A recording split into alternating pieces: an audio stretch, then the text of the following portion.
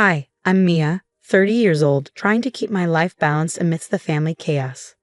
Growing up, I always felt like the backdrop in a play where my sister, Sophia, took center stage. Our mom has a way of making everything feel like an audition for her approval. And let's just say Sophia always got the lead role. It's not Sophia's fault though, she's been going through a tough time after her divorce. But somehow, Mom uses this as a reason to put more pressure on me. Just last week, during our dreaded Sunday family dinner, Mom slipped into her usual spiral. You know, Mia, maybe if you weren't so tied down, Sophia wouldn't feel so alone. It's not healthy for her to see you and him so settled. Her words were cold, aimed to sting, and I could feel them freezing me out. I don't understand why my marriage has anything to do with Sophia's happiness. Shouldn't we be supporting her and finding her own way? I tried to keep my voice even, but inside I was boiling. Oh, come on, Mia. Maybe loosen up a bit. Live a little, like Sophia. Take a break from him, she waved dismissively, as if my husband were some accessory I could toss aside. Mom, I'm not divorcing my husband just to make Sophia feel better. That's absurd. I finally snapped. Sophia, who had been quietly picking at her food, glanced up, her eyes flickering between us. You always do this, Mom shot back, her voice rising. You make everything about you. Think about your sister for once. The tension was thick, cutting through the air. But for once, Sophia spoke up. Actually, Mia has a point. Her voice was shaky but firm. I don't need her to be single to feel better. This isn't about me, is it, Mom? Silence filled the room. Mom's face tightened, her eyes narrowing as she turned to Sophia. So you're on her side now? The dinner ended in cold, clipped goodbyes. On the drive home, my husband reached over and held my hand, his silent support steadying me. But the weight of Mom's words sat heavy between us. After a long silence, he finally spoke, his voice careful. Maybe your mom has a point. If this keeps up, it could start affecting us. I sighed, watching the city lights blur outside the window. I know, but what can I do? She's my mom. I can't just cut her off, can I? He didn't answer, and we spent the rest of the drive lost in our own thoughts. The week after that disastrous dinner, tension was building like a storm. My phone buzzed incessantly with texts from Mom, each one more insidious than the last. Just heard from Janice, from book club. She saw him with someone at the cafe. They seemed close, too close. Thought you should know. I stared at the screen, disbelief turning into frustration. It was ludicrous, but the seed was planted, and that's all she needed. I needed answers, face to face. When I walked into Mom's house later that day, the air was thick with the scent of her rose candles. An ironic attempt at peace. She was in the kitchen, humming a tune, pretending nothing was wrong. Mom, we need to talk. My voice was firm. She turned, her face a picture of practiced concern. What's wrong, dear? Don't play dumb. The messages about my husband. Why are you spreading lies? Her response was cool, detached. I'm just looking out for you, Mia. People talk. I thought you should know. And you believe them without asking me? Without proof? You're trying to stir up trouble. My pulse quickened with anger. Trouble? No, I'm saving you from it. Maybe you're too close to see what's really going on. Just then, Sophia walked in, catching the end of our argument. What's going on? Mom's been spreading rumors that my husband's cheating based on some cafe gossip. I explained, barely containing my frustration. Sophia looked between us torn. Mom, why would you do that? If there's nothing to it, no harm done, right? But if there is, wouldn't you want to know? Mom's voice was the epitome of evasion. By breaking up her marriage over rumors, Sophia's voice rose in rare defiance. Is that how we handle things now? Mom played her victim card. I'm being attacked here for caring, for loving my daughters enough to make sure they aren't being deceived. How is that wrong? I grabbed my phone, my resolve hardening. This isn't love, Mom. It's control, and I'm not standing for it anymore. Sophia and I left together, the divide Mom tried to create between us now a bridge. As we stepped outside, the cool evening air chilled our heated faces. I'm sorry, Mia, Sophia said quietly, for not seeing it sooner. For everything. It's not your fault. We're in this together now, right? I squeezed her hand, a simple gesture filled with unspoken promises. The family reunion was supposed to be a celebration, a festive gathering at our ancestral home. But as the sun dipped lower, the mood shifted, like the quiet before a storm. Mom had orchestrated the perfect scene. Flowers, fairy lights, but underneath things were far from perfect. She clinked her glass, calling for attention. Family is everything, she began. It's about supporting each other, making sacrifices, like Sophia, who's come out stronger after her divorce. She smiled at Sophia, who managed a weak nod, then turned her gaze to me. Her smile faded. And then there's Mia, so settled in her little world she can't see beyond it. The murmurs grew louder, judgmental. I could feel every eye on me, the scrutiny like pinpricks on my skin. Really, Mom? Is this necessary? I said, my voice steady. Despite the turmoil raging inside her, Mom ignored me and pressed on. Imagine a world where we all just thought about our own happiness, no care for how it affects others. Mia could learn a lot from Sophia's courage, don't you think? Mom, stop. That's enough. Sophia's voice cut through the air, sharper than I'd ever heard it. The crowd gasped, stunned. Mom looked caught off guard, her well-rehearsed script suddenly disrupted. Why are you doing this?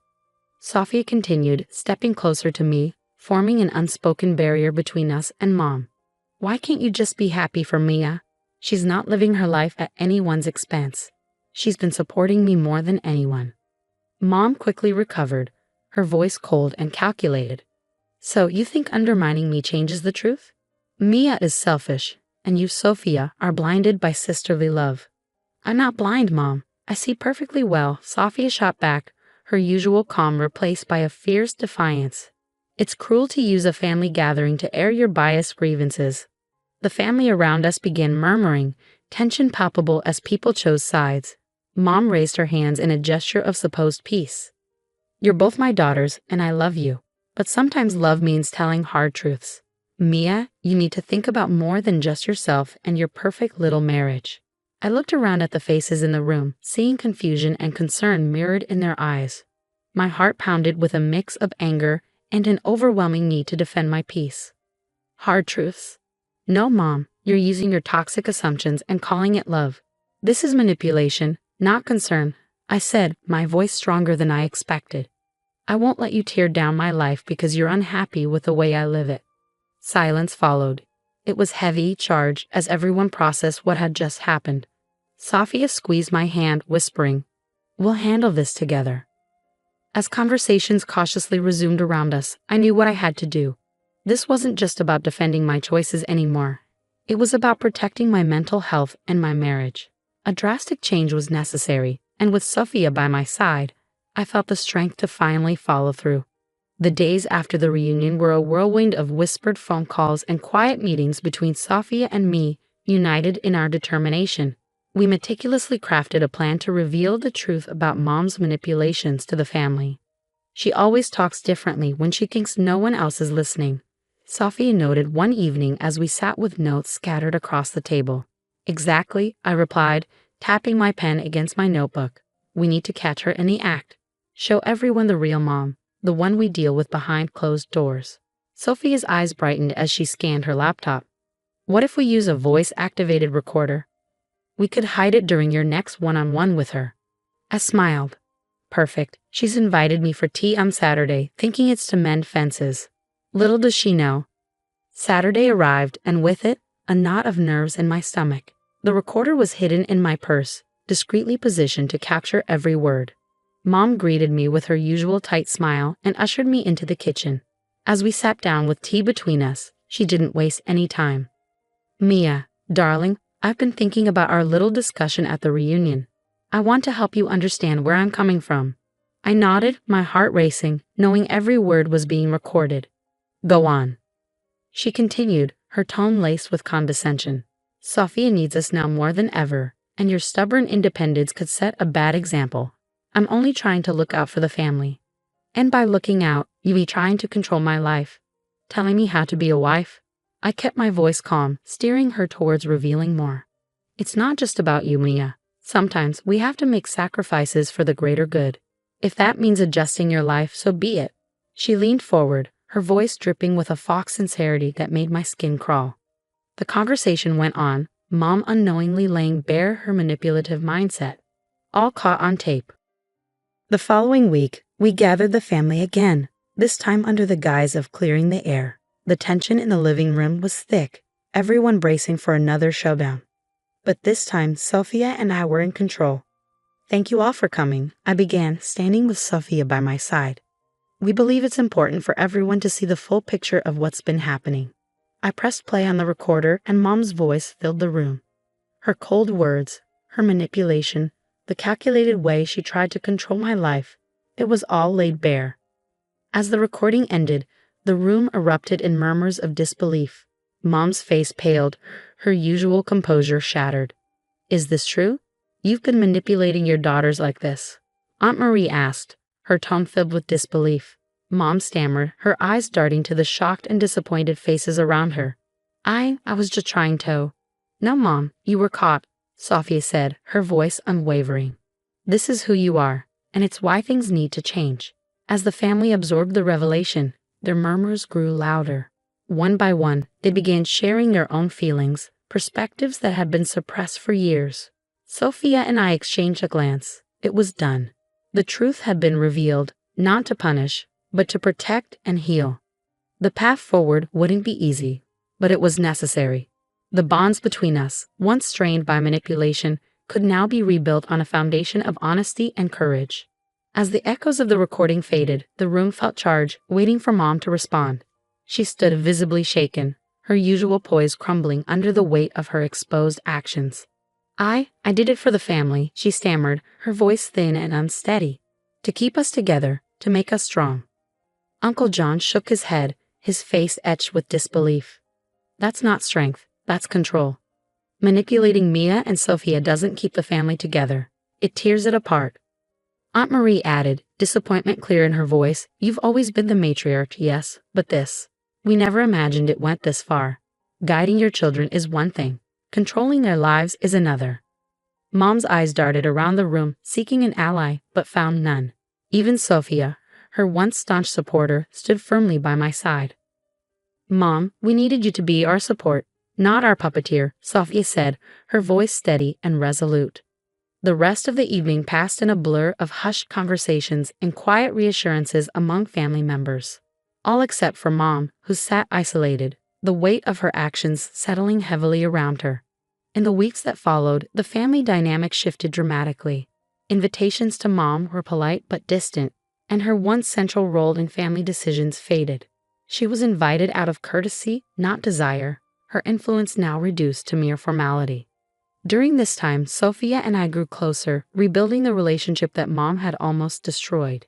We spent hours sharing our thoughts, fears, and hopes for the future, laying the groundwork for a bond no longer defined by rivalry or manipulation. One evening, as my husband and I hosted a small dinner with Sophia, he raised his glass, a light smile on his face. To new beginnings and to family, the kind we build on trust and support, not manipulation. I'll drink to that, I said, clinking glasses with him, then with Sophia. We've been through a storm, but we're here, stronger and together. Sophia nodded, the candlelight reflecting in her eyes. It's strange how things turned out, but I'm grateful. We could have lost so much more if not for the truth.